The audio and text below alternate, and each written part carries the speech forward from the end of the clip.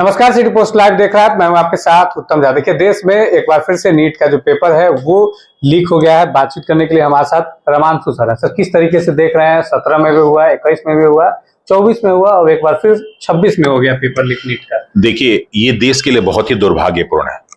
जिस समय हम देश को बहुत आगे ले जाना चाहते हैं, और कोई भी देश तब तक आगे नहीं बढ़ सकता जब तक उसकी शिक्षा व्यवस्था अच्छी ना हो, और उसमें नीट जैसा एग्जाम जो भारत में खासकर जितने भी इंजीनियरिंग और मेडिकल कॉलेज में एंट्रेंस के लिए जितने भी एग्जाम होते हैं, जो एनटीए कराती है या यूजीसी के एग्जाम कराते हैं, ये भारत के उच्च शिक्षा का बेस है, और इसमें पेपर आउट हो जा रहा है। अभी मैं कुछ दिन पहले जो है माननीय अपने एससी वर्मा है, आईआईटी के प्रोफेसर, यहाँ पटना के ही हैं, लेकिन आईआईटी कानपुर में, उनका मैं एक स्टेटमेंट सुन रहा था कि बहुत सारे बच्चे जो सिलेक्ट होकर आ भी रहे हैं ना, उनका बेस एकदम क्लियर नहीं है, तो वो यहाँ आ तो जा रहे हैं, भीड़ बढ़ा रहे हैं, लेकिन ये लगातार फेल हो रहा है।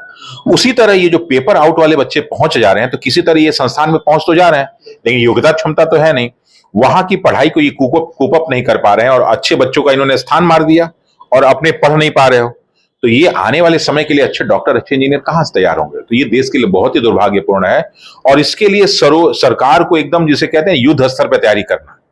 जैसे माननीय प्रधानमंत्री जी ने 7 जो है एडवाइजरी जारी की ना, वैसे इस पे कानून बैठ के बनना चाहिए। आखिर कभी तो डिस्कस हो, तो सभी राज्यों के शिक्षा मंत्रियों के साथ बैठ के, अधिकारियों के साथ बैठ के होना चाहिए, और एक निर्णय लिया जाना चाहिए, कोर्ट के अधिकारियों को बैठा के, जज लोग भी बैठे, कि इसका क्या वास्तव में सोल्यूशन हो।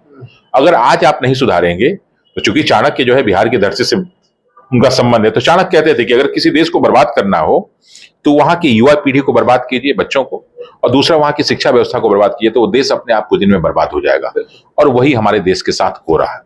ये तो बहुत ही दुर्भाग्यपूर्ण है।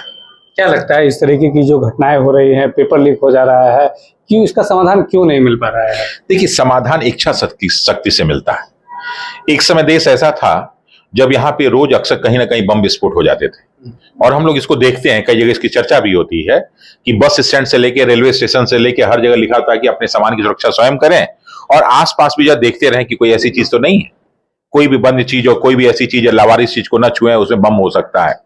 आज ये क्यों नहीं मिलता है? ऐसा कि सरकार ने क्या किया, खत्म हो गया। एक समय ऐसा था कि हम लोग पेपर में पढ़ते थे, सुबह से उठते थे कि आज जो है दंतेवाड़ा में या फिर आज बस्तर में जो है नक्सलवादियों ने इतने जो है जवानों को मार दिया। आज ये सुनने को क्यों नहीं मिलता है? हम लोग सुनते थे कि कश्मीर में और गुजरात में और महाराष्ट्र में जो है आज आतंकवादी घटना हुआ। आज क्यों नहीं होता? ऐसा क्या सरकार ने कर दिया? तो जो सरकार विदेश से आने वाली समस्याओं का समाधान कर सकती है, वो अपने देश में पैदा होने वाली समस्या को समाधान नहीं कर सकती है, लेकिन उसके लिए वास्तव में इच्छा शक्ति चाहिए। कहीं यही लोग तो उसमें इन्वॉल्व नहीं है।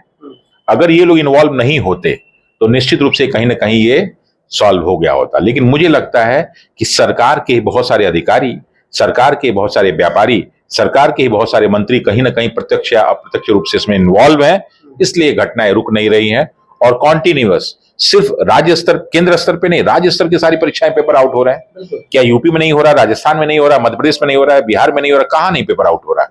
हर जगह पेपर आउट हो रहा है। तो कहीं ना कहीं सरकार के लोग भी इसमें मिले हुए हैं, तभी इस तरह की घटनाएं, जो इसमें संलिप्त है, उन पर कार्रवाई जो है वो नहीं हो पाती है। देखिए, वही कह रहे हैं ना कि इच्छा शक्ति है ही नहीं, तो जब इच्छा शक्ति नहीं है तो आप कार्रवाई कैसे करेंगे? कार्रवाई के लिए पहले इच्छा शक्ति बना, पहले आपको अपराधी मानेंगे तब आपके खिलाफ हम केस करेंगे। आपको मान ही नहीं रहे हम अपराधी।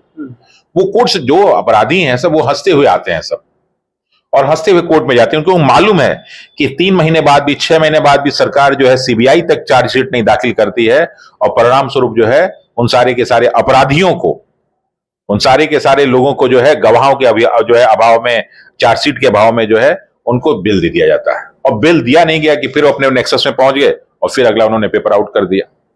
तो ये जब तक इस तरह के कानून, अब कानून बना भी था, आज से 2 साल पहले कानून बना भी, उसके सारी की सारी चीजें उन्होंने पढ़ा, लेकिन अभी तक वो लागू नहीं हुआ। पता नहीं कब लागू होगा, देखते हैं कब। इस तरीके का हार्ड कानून होना चाहिए जिससे डर का माहौल हो और इस तरीके की घटनाएं नहीं हो, क्योंकि बच्चों पर काफी इसका प्रभाव जो है वो देखने को मिलता है। देखिए, बच्चों के साथ क्या है ना कि बच्चे तो चलिए, उनके माँ बाप पे भी असर पड़ता है, और खासकर वो बच्चे जो ईमानदारी से पढ़ाई कर रहे हैं, जिनको एक सिस्टम में विश्वास है, होता है ना कि इससे लोगों का विश्वास टूट रहा है, और विश्वास जब टूट जाता है ना, तो विश्वास बहुत आसानी से आदमी कायम नहीं कर पाता है।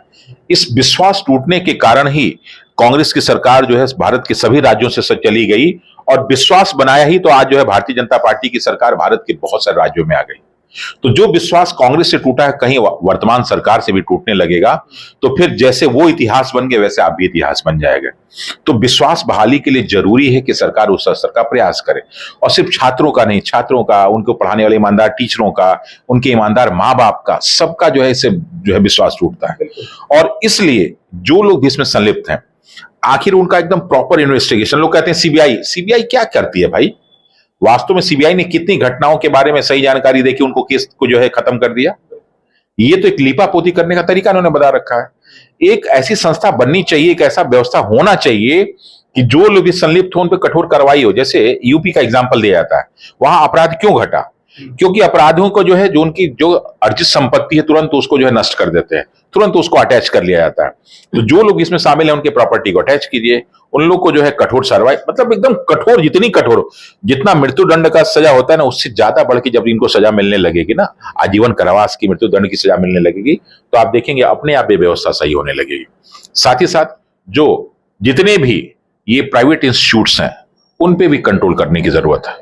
ये जो कुकुरमुत्ती की तरह बहुत सारे इंस्टीट्यूट खुल गए हैं और पैसे के लोभ में ये सारी की सारी काम कर रहे हैं, उन पे भी कठोर कार्रवाई होगी, तब जाके ये कहीं ना कहीं तक व्यवस्था रुक पाएगी। आखिरी सवाल रहेगा, देश भर में जितने भी एग्जाम होते हैं, क्वेश्चन उसका वायरल हो गया तो री एग्जाम कहा जाता है कि री एग्जाम होगा, लेकिन मात्र री एग्जाम इसका सोल्यूशन है? री एग्जाम कितना री एग्जाम कराएंगे? री एग्जाम कितना कराएंगे? आप बताइए कि अभी बंगाल में चुनाव हुआ, और बंगाल में चुनाव होने के लिए 2.5 लाख आपने जो है अर्धसैनिक बलों को तैनात कर दिया। तो आपको लगता है कि ईमानदारी से चुनाव हुआ कि नहीं हुआ?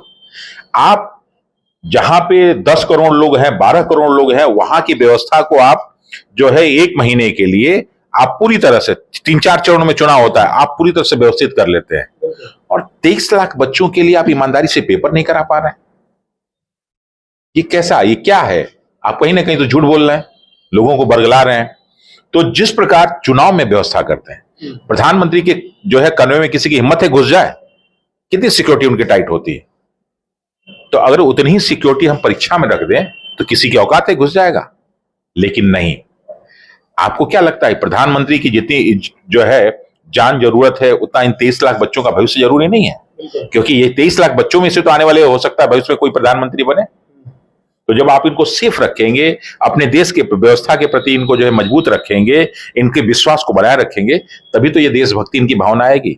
सिर्फ झंडा हाथ में लेने से और जय श्री राम और वंदे मातरम और जय हिंद बोलने से क्या हमारी देशभक्ति नहीं बढ़ जाएगी?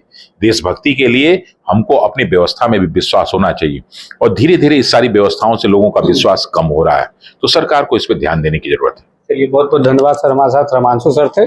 नीट पेपर जो लीक हुआ है इस पर इनका क्या कुछ कहना था, इस वीडियो के माध्यम से देख पाएंगे आप।